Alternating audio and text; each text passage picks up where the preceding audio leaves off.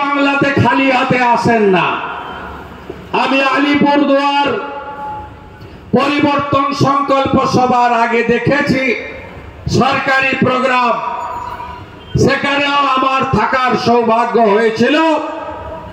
আলিপুরদুয়ার, কোচবিহার সহ উত্তরবঙ্গের প্রত্যেকটি শহরে, জেলাতে পাইপে নলে গ্যাস, রান্নার গ্যাসের প্রকল্প তিনি সেদিন সেখানে দিয়েছেন।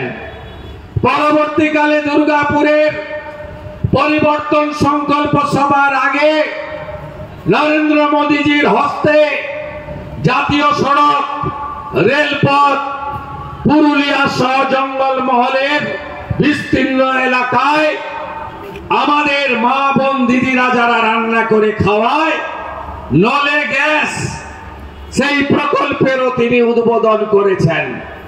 এখানে নরেন্দ্র মোদীজি 3টি মেট্রো উদ্বোধন করবেন।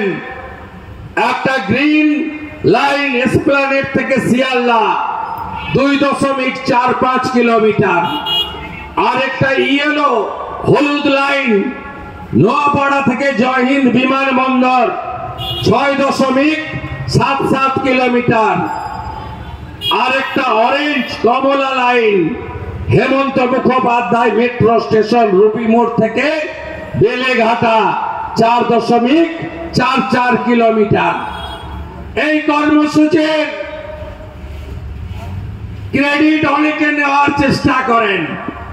বন্ধু, হিসাব আর তথ্য বলেছে নরেন্দ্র মোদী প্রধানমন্ত্রী না হলে, তার বিশেষ দৃষ্টি কলকাতা মেট্রোয় না থাকলে আমরা পশ্চিমবঙ্গের মানুষ আমাদের সিটি অফ জয়, আমাদের তিলোত্তমা নগরী, আমাদের এই কলকাতা গর্বের শহর, এখানে আমরা মেট্রো সম্পূর্ণ করতে পারতাম না। রাজ্য সরকারকে বলবো, দয়া করে চিংড়ি ঘাটাতে যে সামান্য সমস্যা আছেন করে রেখেছেন, তাড়াতাড়ি মিটিয়ে দিন। গোটা কলকাতায় মেট্রো নেটওয়ার্কে চলে আসবে। 2019-20 সাল প্রধানমন্ত্রীর নাম কি? নরেন্দ্র মোদী। আজকেও তিনি। এখনো অব্দি কলকাতার যে মেট্রো, তার যে দৈর্ঘ্য 44.99 কিলোমিটার, তাতে এই অর্থবর্ষ 25-26 ধরলে কত টাকা নরেন্দ্র মোদীজি সরকার দিয়েছেন? 18,641 কোটি টাকা নরেন্দ্র মোদীজি দিয়েছেন কলকাতা মেট্রোর জন্য। আপনারা এমএলএ দেননি, আমাদের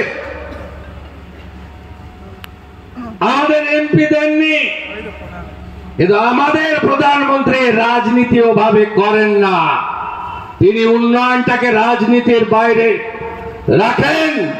তাই তিনি কলকাতা, যে কলকাতা স্বামী বিবেকানন্দের জন্মভূমি, যে কলকাতায় বিশ্বকবি রবীন্দ্রনাথ ঠাকুর থেকে শুরু করে অনেকেরই কর্মক্ষেত্র ছিল, সেই কলকাতাকে তিনি মেট্রো নেটওয়ার্কে জুড়ে দিলেন কত? 18,641 কোটি টাকা।